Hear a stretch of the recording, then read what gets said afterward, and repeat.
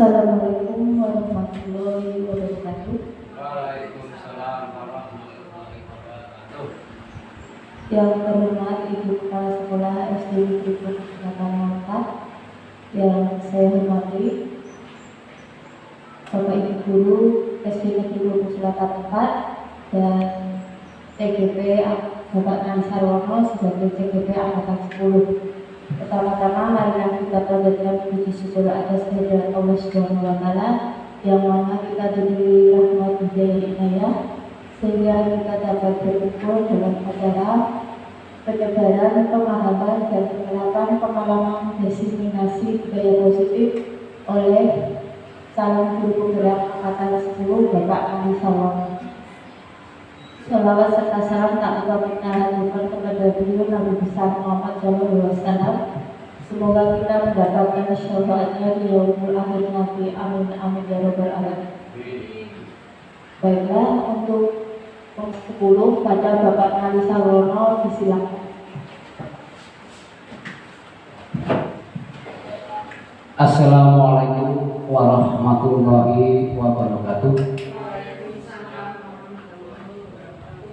Yang saya hormati Kepala Sekolah SD Negeri Brubuk Selatan 04, yang kami hormati Dewan Guru dan staf. Marilah kita bersama-sama memanjatkan puji syukur kepada Allah Subhanahu wa Ta'ala, yang mana alhamdulillah atas segala taufik hidayahnya kita masih diberi kesehatan sehingga alhamdulillah bisa menghadiri kegiatan yang kami laksanakan, yaitu dalam rangka penyebaran pemahaman dan penerapan pengalaman diseminasi budaya positif. Sholawat serta salam senantiasa kita curahkan kepada junjungan Nabi besar Muhammad SAW. Mudah-mudahan kita semua akan mendapat syafaat di akhir yaumil qiyamah. Para bapak, ibu yang kami hormati, kali ini saya akan menyampaikan ataupun memaparkan hasil pembelajaran saya selama mengikuti calon guru penggerak angkatan 10. Alhamdulillah sampai hari ini sudah sampai pada modul titik 14, yaitu dengan materi diseminasi budaya positif. Setelah kami mempelajari modul ini, kami diharapkan untuk menyebarkan pemahaman apa yang telah saya peroleh melalui pendidikan calon guru penggerak angkatan 10, yaitu kaitannya dengan diseminasi budaya positif. Para bapak, para ibu yang kami hormati, marilah kita belajar bersama. Saya di sini bukan berarti saya yang pintar ataupun yang lainnya, tapi mari kita berbagi, barangkali dari pemaparan ini dapat bermanfaat bagi kita semua. Langsung ya Bapak Ibu.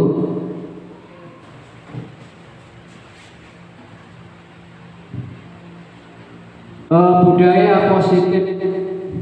Konsep inti budaya positif yang pertama adalah perubahan paradigma belajar, disiplin positif, nilai-nilai kebajikan, kebutuhan dasar manusia, motivasi perilaku manusia, posisi kontrol guru, keyakinan kelas, dan yang terakhir segitiga institusi.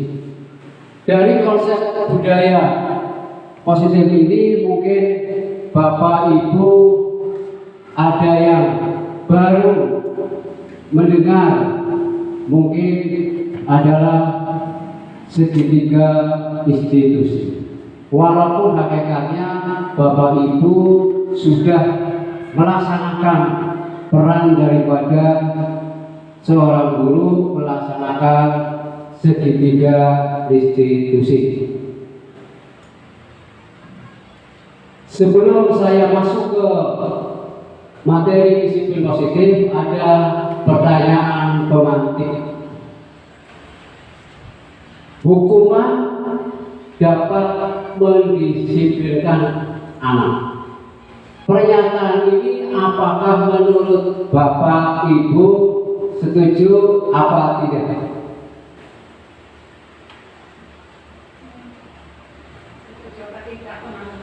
Setuju. Setuju. Kadang-kadang. Nah, monggo silakan barangkali ada yang berpendapat. Kalau tidak setuju, apa pendapatnya? Kalau setuju, apa pendapatnya? Di sini tidak ada salah atau benar, tidak ada. Yang namanya pendapat itu bebas. Yang penting pendapatnya bagaimana. Monggo Bu Santi.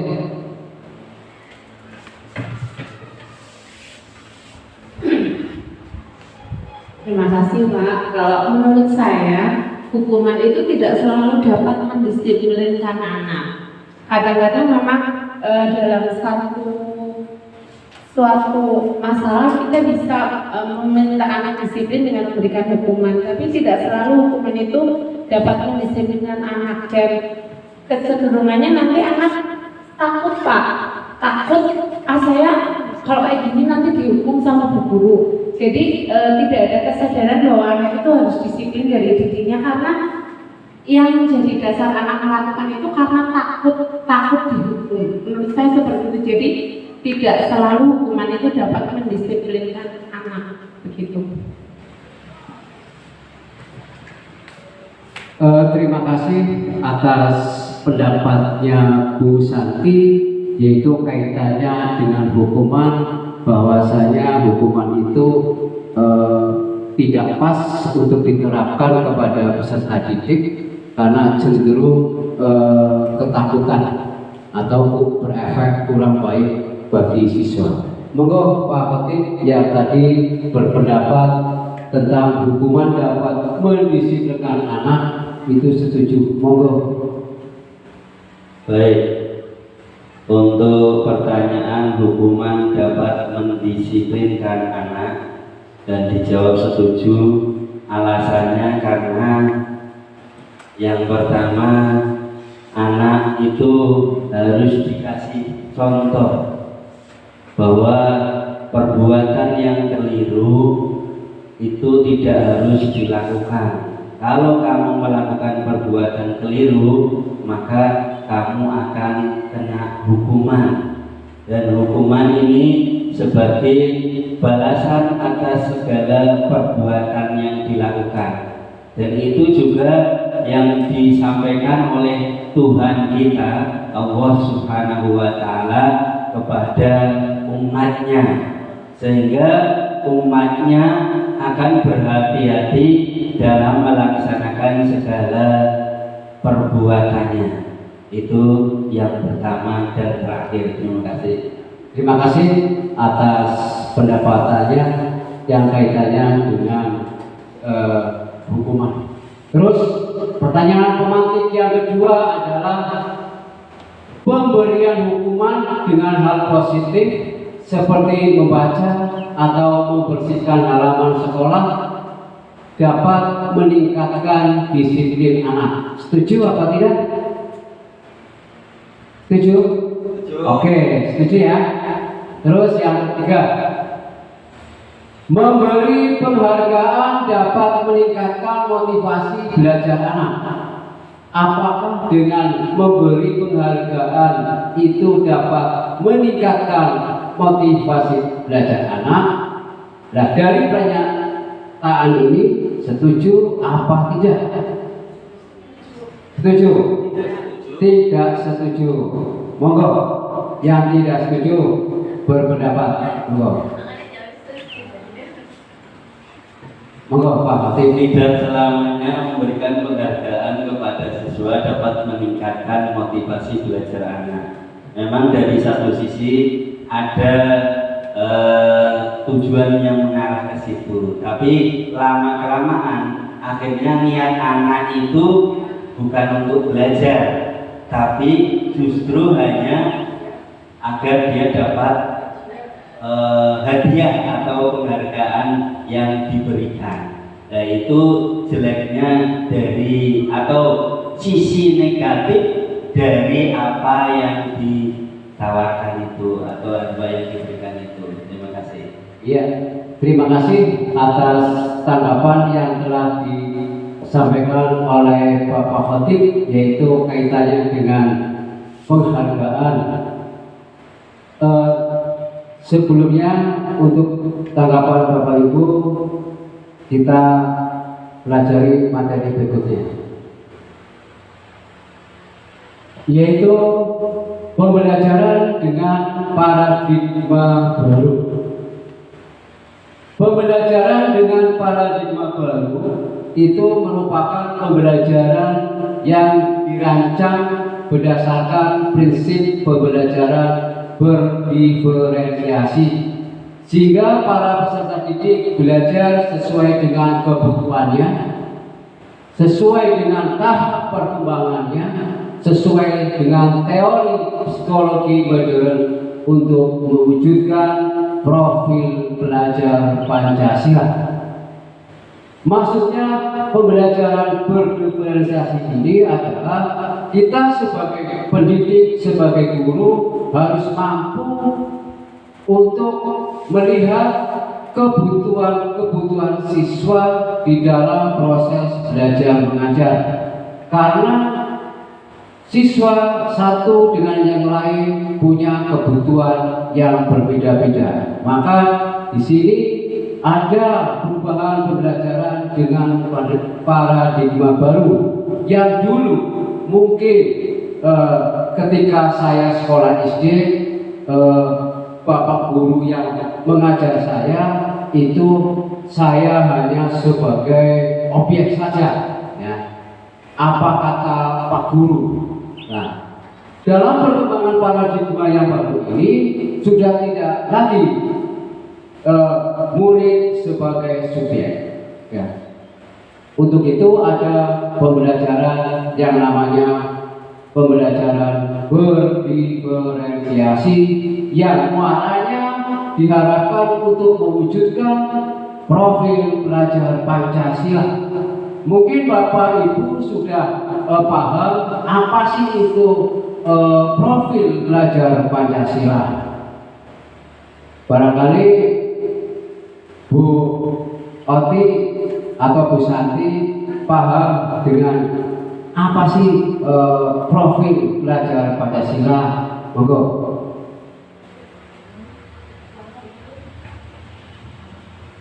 Monggo.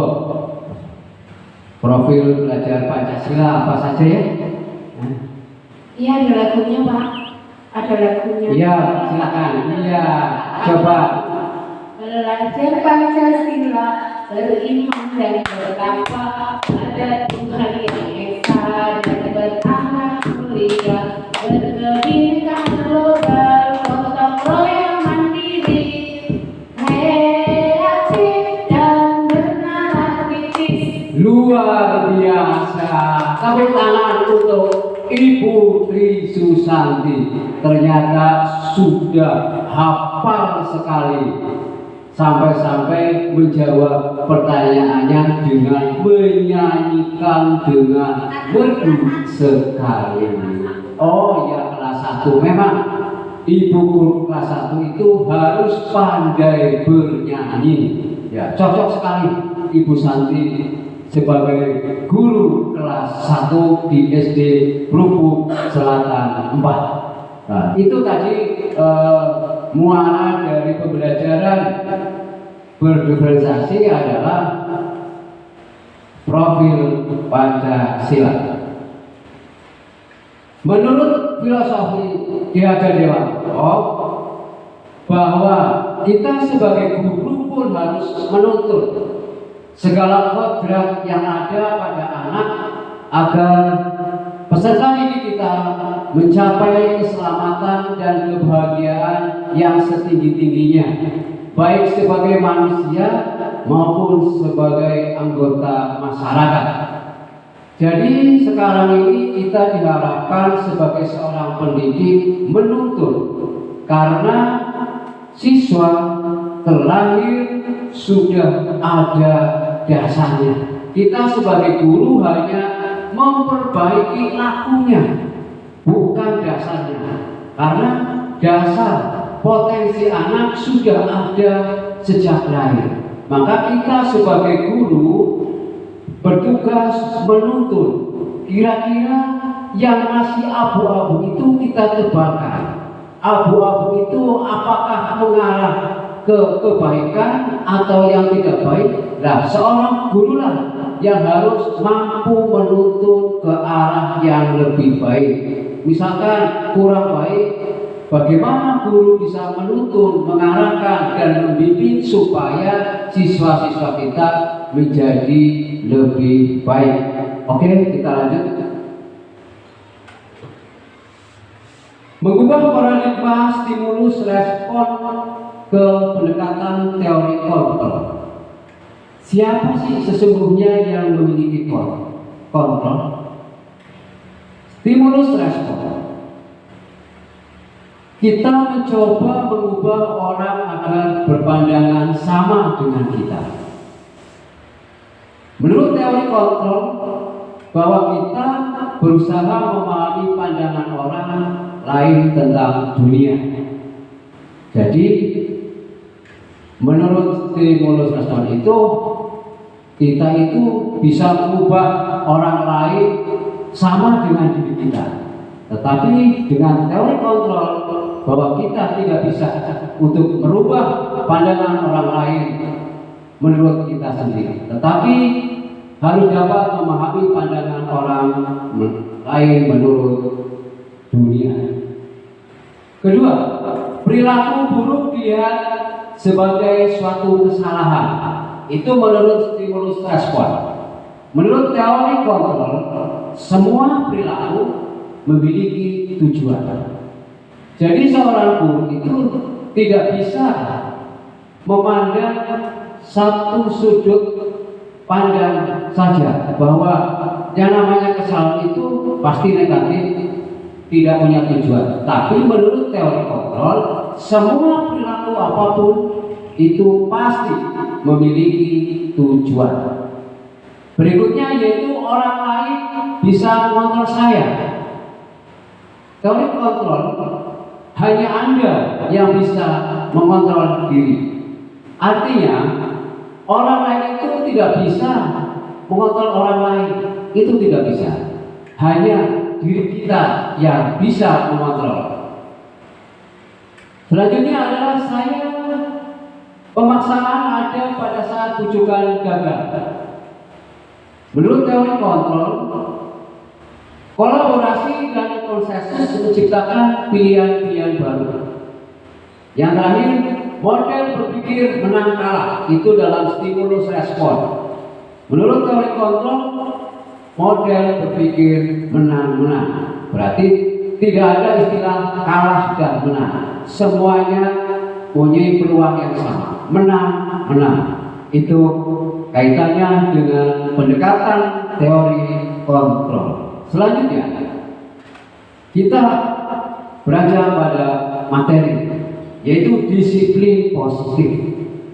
Sebelum saya mengupas tentang disiplin positif, tentunya Bapak Ibu sudah tahu apa sih itu disiplin positif, apa artinya. Nah, monggo silakan berpendapat tentang disiplin positif itu apa, sebelum saya jabarkan secara luas. Monggo, barangkali ada yang monggo. Oh, buat-buatin monggo. Terima kasih Bapak atas waktunya.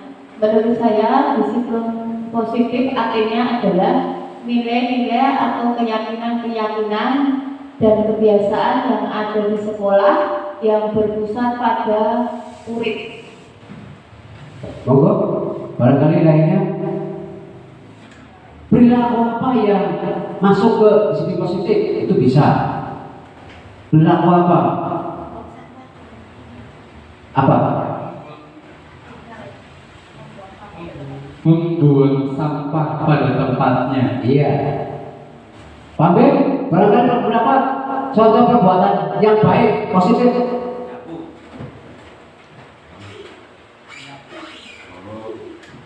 Membersihkan halaman. Iya, bagus. Ya, iya Bapak Ibu. Disiplin positif itu adalah nilai-nilai yang baik. Disiplin positif itu merupakan sesuatu perilaku yang nanti ke depan bisa berdampak baik bagi siswa kita. Disiplin berasal dari kata disiplina yang artinya belajar. Disiplin mengacu pada disiplin diri yang memiliki tanggung jawab terhadap apa yang dilakukannya berdasarkan nilai-nilai yang diyakini. Disiplin positif merupakan salah satu penerapan disiplin yang bertujuan untuk menumbuh, sadarkan serta memberdayakan peserta didik tanpa imbalan ataupun penghargaan ataupun hukuman. Sebagai seorang pendidik, tujuan kita adalah menciptakan peserta didik yang memiliki disiplin diri, sehingga mereka berperilaku mengacu kepada nilai-nilai kebajikan universal dan memiliki motivasi intrinsik dalam perubahan perilaku ke arah yang lebih baik. Maka sesuatu atau sikap disiplin positif itu alangkah baiknya itu muncul dari dalam diri siswa atau sering kita sebut secara intrinsik. Berbeda kalau secara ekstrinsik karena orang lain yang sehingga itu berdampak kurang baik bagi siswa.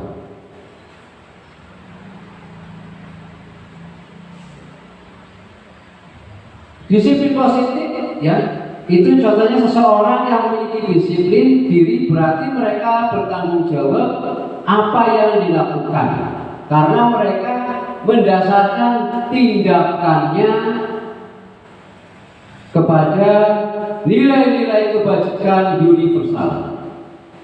Menurut Ki Hajjar Dewanto, pertanggungjawaban itulah selalu menjadi sisihannya hak atau kewajiban dari seseorang yang pegang kekuasaan atau pimpinan dalam umumnya. Adapun artinya tidak lain ialah orang tadi harus mempertanggungjawabkan dirinya serta tertibnya laku diri dari segala hak dan kewajibannya.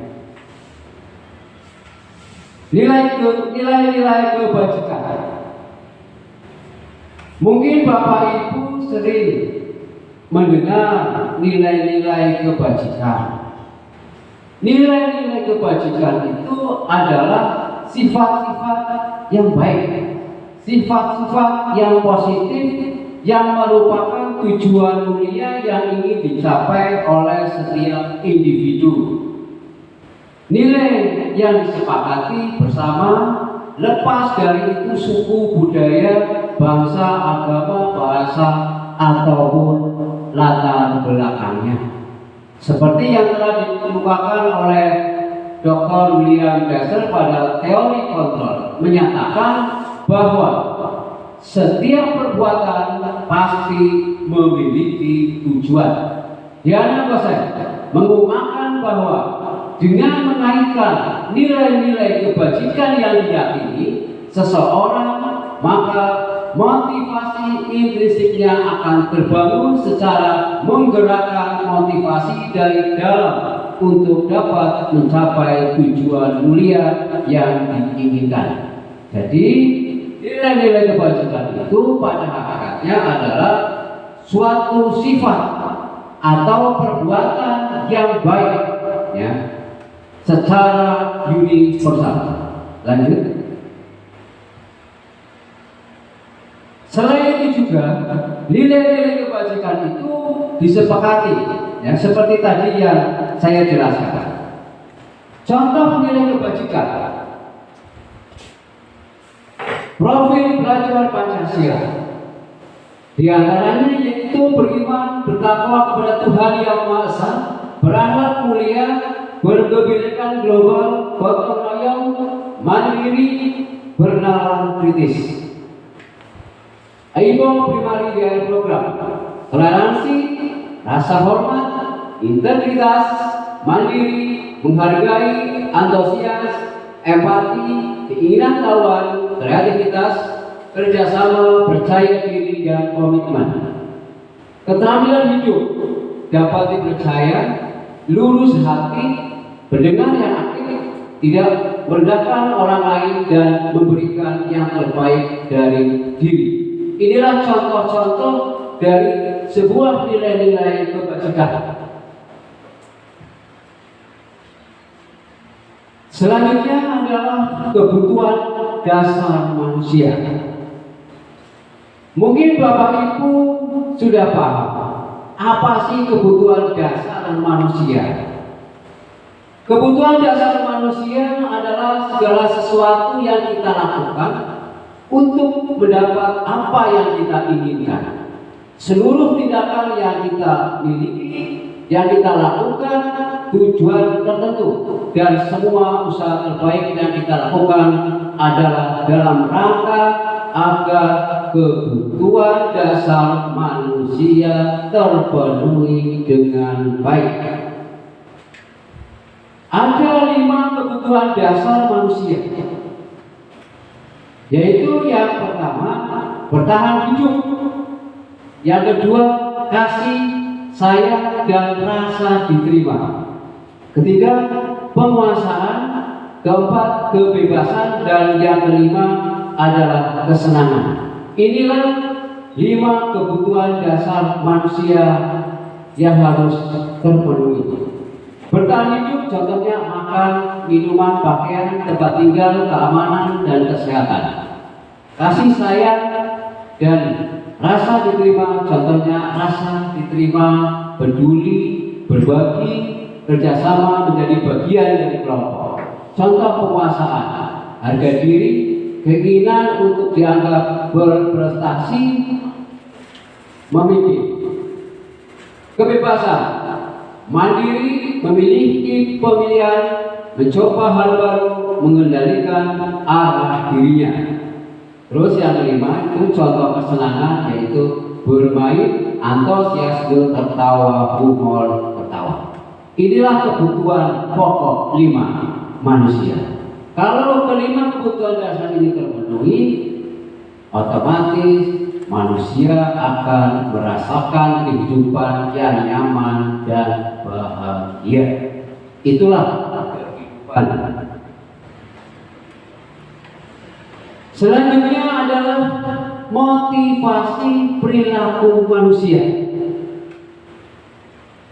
Motivasi perilaku manusia di sini maksudnya adalah sesuatu apa yang mendorong manusia itu melakukan sebuah tindakan, melakukan sebuah kegiatan.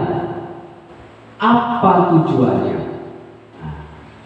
Motivasi perilaku manusia pada umumnya itu punya tujuan yang pertama untuk menghindari ketidaknyamanan atau hukuman, untuk mendapatkan imbalan dan penghargaan, dan untuk menjadi orang yang mereka inginkan, dan menghargai dirinya sendiri dengan nilai-nilai yang mereka percaya.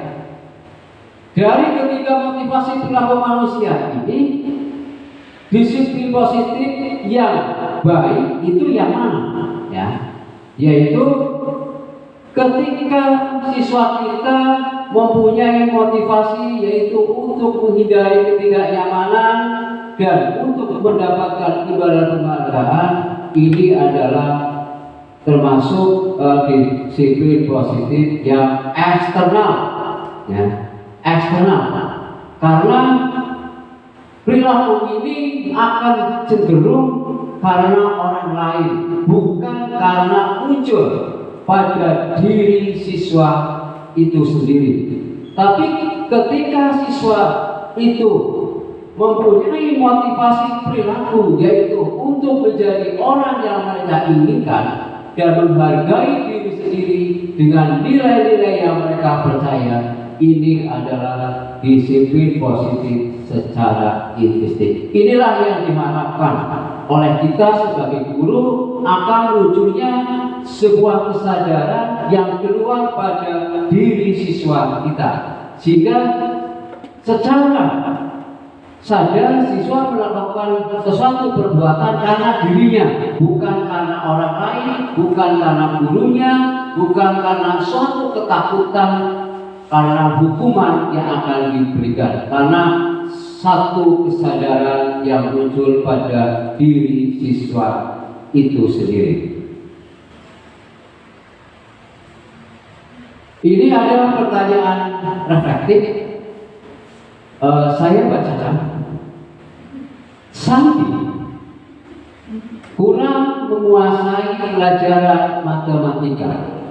Saya ingatnya Santi, sehingga membuat pertanyaan juga Santi. Iya, Santi kurang menguasai pelajaran matematika, sehingga pada saat pelajaran tersebut berlangsung, dia lebih banyak berdiam diri atau menggambar di buku pelajarannya. Pada saat guru matematikanya, Pak Nabi, ya, menanyakan pertanyaan, Santi menjadi gugup dan tak sengaja menjatuhkan tasnya dari kursi, serta tiba-tiba menjadi gagap pada saat berupaya menjawab. Seluruh kelas itu tertawa melihat perilaku Santi yang bicara tergagap dan terkejut tersebut. Pak Seno pada saat itu membiarkan teman-teman Santi menertawakan Santi yang tergagap dan malu luar biasa, dan malahan meminta Santi untuk maju ke depan dan berdiri di depan kelas sambil menunjuk hidungnya karena tidak bisa menjawab pertanyaan Seno. Kelas makin gaduh dan anak-anak pun tertawa melihat Santi di depan kelas memegang ujung hidungnya. Dari cerita itu, dari narasi ini, menurut Bapak Ibu, tindakan Pak Seno sebagai guru terhadap yang dilakukan ke Santi adalah sebuah hukuman atau konsekuensi. Monggo, hukuman atau konsekuensi? Hukuman. Monggo diberi alasan mengapa Mbak Retno untuk menjawab hukuman.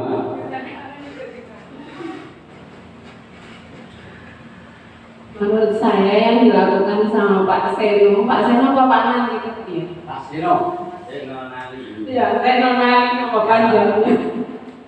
Terhadap muridnya itu merupakan hukuman, Pak. Karena di sana kalau konsekuensinya apa yang kita lakukan itu berdampak. Tapi kalau hukuman, mari kita saksikan dulu tayangan video berikut.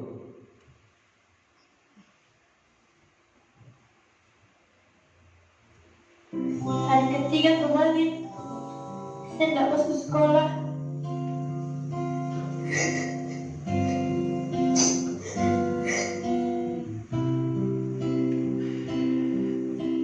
Teringatku hadirmu bunda, manjakanku di kecil dulu. Dan pikir aku apakah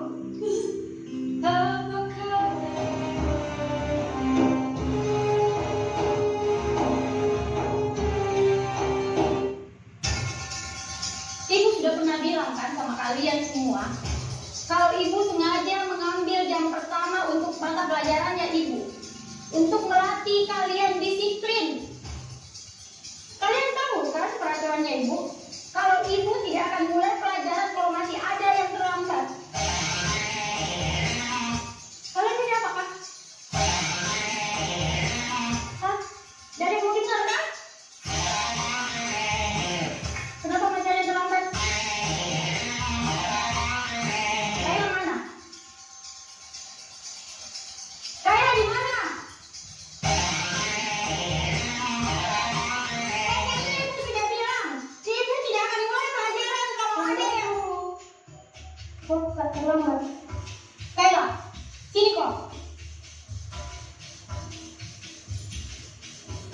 Apa lagi alasanmu Kayla? Hah? Ketiduran kau lagi? Macet kau? Halo Bu, begini Bu. Mentong kau Kayla, jangan kerok. Gara-gara kau, kita semua hampir tidak belajar. Mentong ini, hukum saya Bu. Sudah. Jangan lagi mental. Kayla cukup. Tapi ingat kau besok, kalau kau masih terlambat begini, ibu tidak akan mulai pelajaran lagi.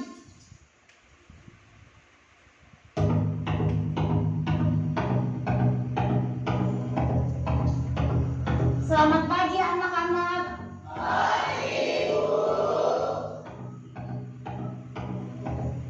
Betul-betul ini kayak lagi. Tidak ada tobat-tobatnya. Kemarin sudah dilempari nih gara-gara terlambat masuk kelas. Ada yang tahu kemana Kayla? Assalamualaikum. Maaf Kak, terlambat. Tidak usah banyak alasan. Berdiri ke depan. Sepanjang pelajarannya ibu hari ini, kok berdiri terus di depan? Dede terlambat sih.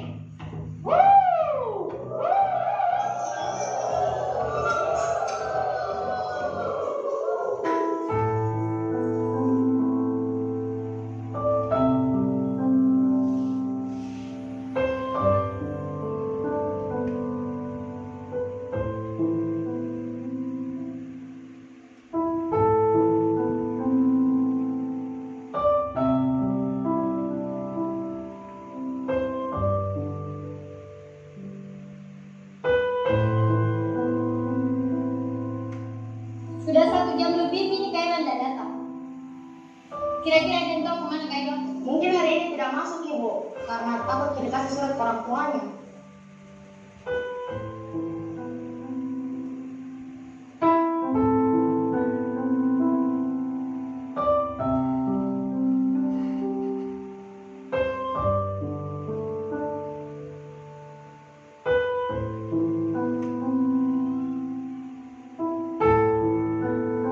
Pagi anak-anak.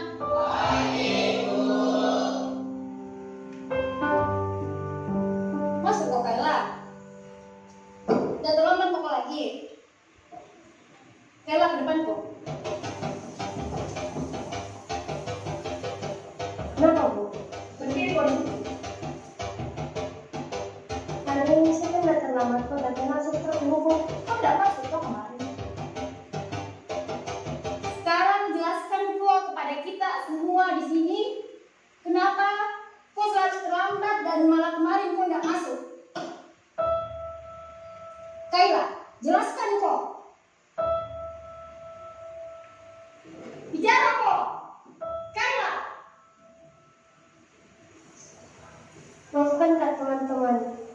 Karena gara-gara saya, kalian semua nggak belajar. Hari pertama, saya terlambat karena mamaku demam berdarah.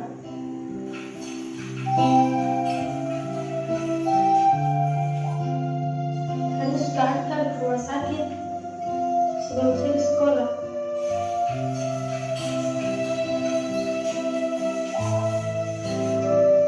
Hari kedua, saya terlambat ke sekolah karena harus ke rumah sakit. Suami makan dulu mamaku baru saya ke sekolah. Hari ketiga kemarin saya tidak masuk sekolah.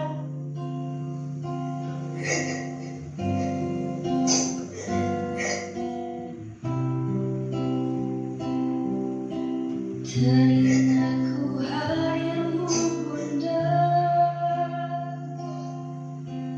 manjakanku di kecil dulu. Jangan bikin mamaku. Apakah tergetar hatimu? Di sini anakmu terjatuh. Tak ada tempatku mengadu. Tangisku dalam sendiriku.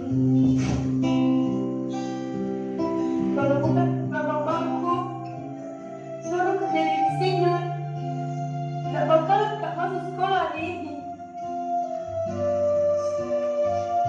Saya kira kalian semua mau pagi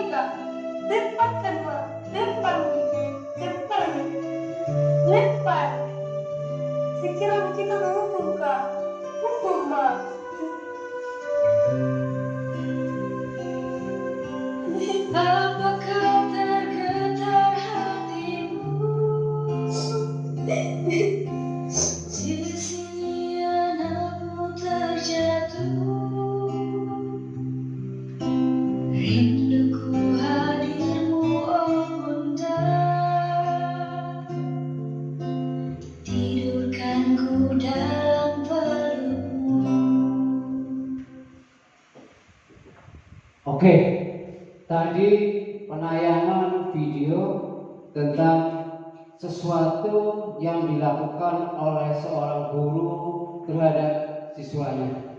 Di situ menggambarkan bahwa seorang guru tidak mampu, tidak bisa memahami apa yang terjadi pada diri siswa itu, sehingga berdampak ada suatu rasa sakit hati atas perlakuan-perlakuan yang dilakukan oleh gurunya terhadap siswa. Dari penayangan tersebut, kita harus bisa dari narasi cerita itu dijadikan gambaran bahwa kita seorang guru harus mampu dan bisa memahami tentang murid-murid kita. Selanjutnya, contoh penerapan posisi kontrol, yaitu kasus murid terlambat. Tadi videonya, sekarang contoh-contoh penerapan posisi kontrol seorang guru, yaitu yang pertama sebagai penghukum. Nah, kalimatnya terlambat lagi, pasti terlambat lagi, selalu datang terlambat, kapan bisa datang tepat waktu. Ini adalah rangkaian kalimat posisi kontrol guru sebagai penghukum. Selanjutnya adalah membuat rasa bersalah. Misalkan, Adi, kamu bagaimana? Ya, kamu sudah berjanji dengan ibu tidak akan terlambat lagi. Kamu kenapa? Ya, senang sekali mengecewakan ibu. Ibu benar-benar kecewa sekali. Ini adalah kalimat seorang guru sebagai pembuat rasa bersalah. Pembuat rasa bersalah ini sangat berdampak tidak baik bagi siswa. Misalkan tidak adanya rasa percaya diri pada diri siswa tersebut. Selanjutnya adalah posisi kontrol sebagai teman. Misalkan, Adi, ayolah, bagaimana sih kamu? Kemarin kamu sudah janji ke bapak bukan? Kenapa terlambat lagi? Sambil tertawa ria. Ya, sudah tidak apa-apa. Duduk dulu sana. Nanti Pak Guru bantu kamu ini sambil senyum-senyum. Ini adalah rangkaian kalimat yang mencerminkan guru sebagai teman. Selanjutnya adalah guru sebagai pemantau. Misalkan kamu sudah melanggar peraturan sekolah, kamu tahu konsekuensinya. Kamu pakul hukum dulu, setelah itu baru boleh mengikuti pelajaran. Ini pemantau, ya. Guru sebagai pemantau. Berikutnya yaitu manajer. Contoh kalimatnya adalah, apakah kamu tahu kesalahanmu? Kira-kira bagaimana cara kamu memperbaiki kesalahanmu? Ini adalah kalimat-kalimat yang keluar dari seorang guru yang mencerminkan posisi kontrol sebagai manajer. Terus berikutnya adalah keyakinan kelas. Mungkin Bapak Ibu sudah melakukan keyakinan kelas pada kelasnya masing-masing. Pertanyaannya adalah, mengapa keyakinan kelas? Mengapa bukan peraturan kelas? Oke.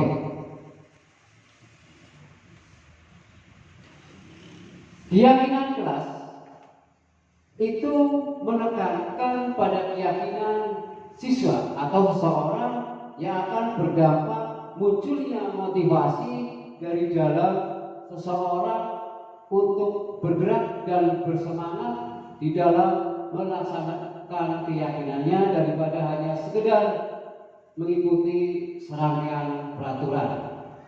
Karena peraturan itu baik memang, tapi kadang-kala siswa tidak paham tentang apa tujuan daripada peraturan kelas, sehingga mereka tidak tertarik karena tidak secara sadar tidak muncul di dalam hati siswa. Tapi kalau keyakinan kelas itu adalah muncul dari diri sendiri dengan keyakinan yang dimiliki. Peraturan, contoh, mengapa harus KMK? Contoh, mengapa kita memiliki peraturan harus menggunakan helm bila mengendarai roda 2? Ini peraturan, ya. Mengapa kita memiliki peraturan 3M? Menggunakan masker, mencuci tangan, dan menjaga jarak. Mengapa kita memiliki peraturan harus datang tepat waktu pada saat mengikuti pelatihan? Inilah peraturan, ya. Biasanya kita menggunakan helm, nanti kena kita. Nah, itu peraturan. Tidak muncul dalam diri kita bahwa menggunakan helm itu merupakan satu menjaga keselamatan diri sendiri. Nah, bukan karena orang lain takut kena pelanggaran. Nah, untuk mendukung motivasi ini, kita kembali ke nilai-nilai atau keyakinan lebih menggerakkan seseorang dibandingkan mengikuti peraturan kelas. Kesimpulannya bahwa keyakinan kelas itu adalah muncul pada diri siswa, ada kesepakatan antara guru dan siswa, dan secara sadar siswa menjalankannya. Beda dengan peraturan. Lanjut. Oke, perhatikan Bapak Ibu. Menurut Bapak Ibu, dari tayangan ini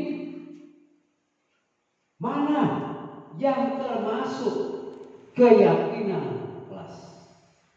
Apakah datang tepat waktu, mengucapkan salam, menjaga kebersihan sekolah, berdoa sebelum dan sesudah kegiatan, aktif dalam pembelajaran? Dibandingkan dengan yang satu, kami guru dan murid yang saling menyayangi, kami murid yang semangat belajar, terus yang terakhir kami murid yang peduli dengan teman-teman. Yang termasuk mana?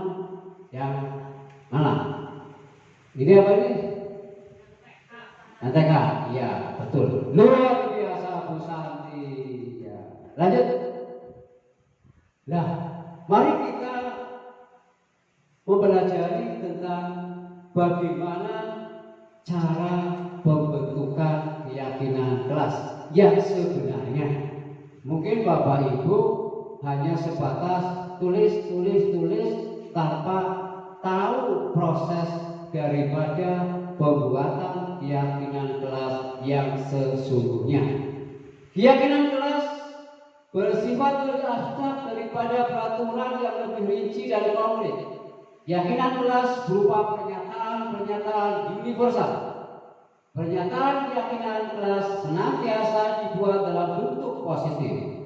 Nah, pada pernyataan keyakinan kelas senantiasa dibuat dalam bentuk positif ini maksudnya di dalam penggunaan kalimat-kalimat keyakinan kelas kita diharapkan untuk tidak menggunakan kalimat negatif atau kalimat larangan. Contoh, janganlah buang sampah sembarangan. Itu kalimat negatif. Tapi buanglah sampah pada tempatnya. Itu yang dimaksud dengan bahwa pembuatan kalimat keyakinan kelas itu menghindari kalimat negatif. Keyakinan kelas hendaknya tidak terlalu banyak, harus simpel saja, tapi mudah diingat oleh Ustaz ini. Keyakinan kelas sebaiknya sesuatu yang diterapkan di lingkungan kelas itu sendiri. Semua warga kelas hendaknya ikut berkontribusi dalam pembuatan keyakinan kelas lewat kegiatan curah pendapat. Curah pendapat ini adanya komunikasi, adanya kesepakatan antara guru dan siswa. Oke, silakan kita amati. Peraturan yang jelas. Selalu kembalikan buku ke tempatnya. Keyakinan kelasnya berarti apa? Ya, boleh. Dilarang mengganggu orang lain. Hadir di sekolah 15 menit sebelum pembelajaran dimulai. Dilarang melakukan kekerasan. Dilarang menggunakan narkoba, bergantian atau menunggu giliran. Gunakan masker. Jangan berlari di kelas atau koridor. Ini peraturan. Mari kita ke keyakinan kelas. Oke. Selalu kembalikan buku ke tempatnya. Tanggung jawab. Dilarang mengganggu orang lain, menghormati orang lain. Hadir di sekolah 15 menit sebelum pelajaran dimulai, menghormati orang lain dan berkomitmen. Dilarang melakukan kekerasan, keselamatan, menghormati orang lain. Dilarang menggunakan narkoba, kesehatan, bergantian atau menunggu giliran, menghormati orang lain, bersabar. Gunakan masker, kesehatan, keselamatan. Jangan berlari di kelas atau koridor, keselamatan dan keamanan. Jadi kesimpulan dari ini adalah bagaimana kita mampu membuat kalimat-kalimat secara jelas dalam pembuatan keyakinan kelas. Oke, inilah gambar bagaimana seorang guru menyusun kesepakatan kelas. Nah, setelah menyusun kalimat kelas, hasil dari keyakinan kelas itu harus disepakati dan ditempel di dinding supaya selalu terbaca oleh siswa kita. Nah, contoh yang kelas, lalu bersikap sopan, disiplin, menghargai teman, komitmen, menyelesaikan tugas. Ini contoh keyakinan kelas. Segitiga restitusi. Nah, ini. Nah, apa sih segitiga restitusi? Nah, kalau yang di awal itu restitusi. Kalau ini ada segitiganya. Jadi jelas beda. Segitiga restitusi adalah suatu proses dialog atau komunikasi yang dijalankan oleh guru atau orang tua yang bertujuan agar dapat menghasilkan murid yang mandiri dan bertanggung jawab. Inilah contoh penerapan segitiga restitusi saya terhadap murid saya.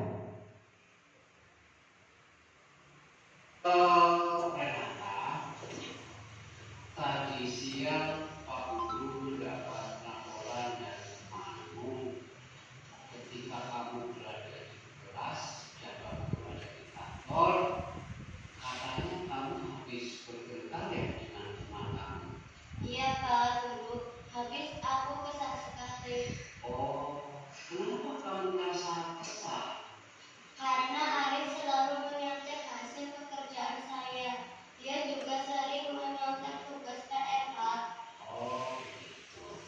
Ya, menurut Pak Guru itu wajar karena mungkin kamu merasa jengkel, itu manusia. Tapi yang penting kamu nanti bisa memperbaiki sikapmu. Terus apa yang kamu lakukan terhadap temanmu itu? Saya marah-marah dan membentak Pak. Dan secara spontan saya membawa bukunya Arif Pak. Oh, begitu. Tentunya kamu melakukan hal seperti itu punya alasan. Apa alasannya? Iyalah Pak, masa saya harus diam saja? Saya sudah susah payah mengerjakan soal, tapi Arif dengan enaknya menyontek, tidak mau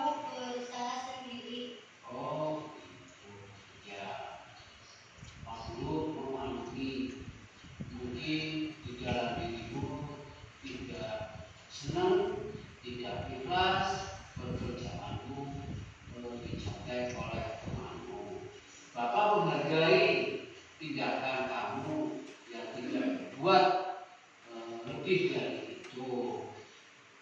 Sekarang ayo kita pikirkan solusi apa ya kira-kira menurut kamu tindakan yang kamu lakukan ini apakah sesuai dengan keyakinan kelas? Tidak, Pak Guru. Oh tidak. Menurut kamu keyakinan kelas apa yang telah kamu langgar? Saling menghargai teman, Pak. Oh iya. Terus apakah kamu bersedia untuk memperbaiki kesalahan ini? Bersedia. Terus apa yang akan kamu lakukan untuk memperbaiki masalah ini? Saya akan lebih bersabar, Pak. Oh ya, kamu sudah bisa menemukan solusi untuk menyelesaikan masalah. Terus setelah kamu berbuat sabar, tentunya kamu tidak akan menang lagi kan? Ya, Pak. Jadi nanti selanjutnya mudah-mudahan kamu tidak akan mengulang lagi. Kamu harus sesuai dengan keyakinan kelas. Oke, kamu boleh untuk masuk kelas tadi.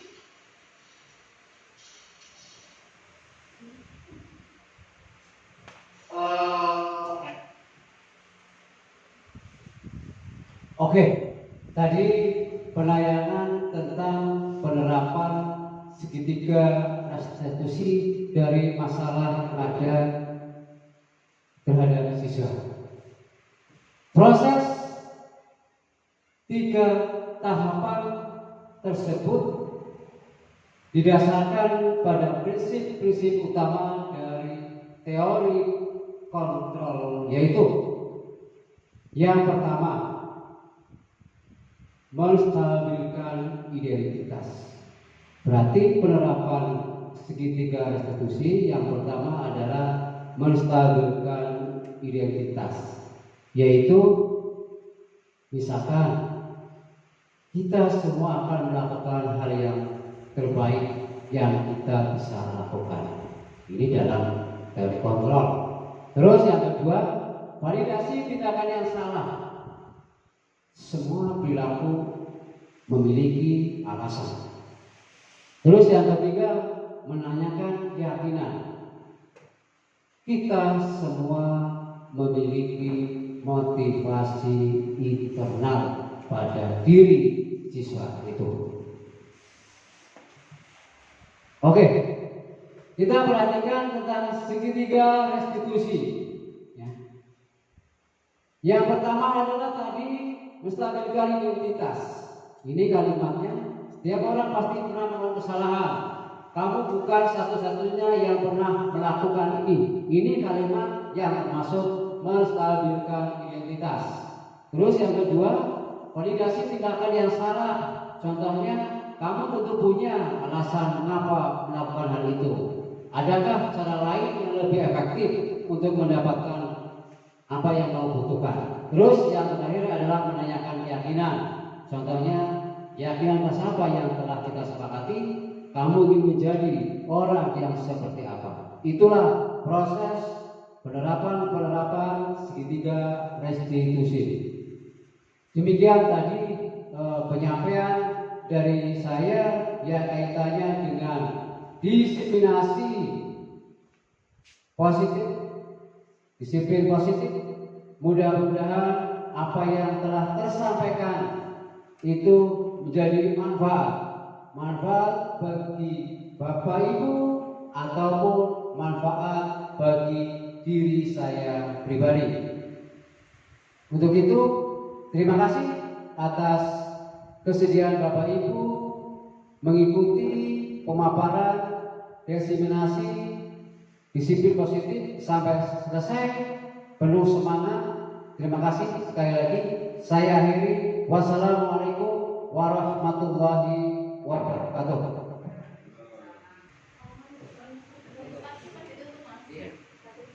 Oh, jaluk cekep. Demikian rangkaian acara siang hari ini. Marilah acara kita tutup dengan bacaan hamdalah bersama. Saya akhiri, wassalamualaikum warahmatullahi wabarakatuh.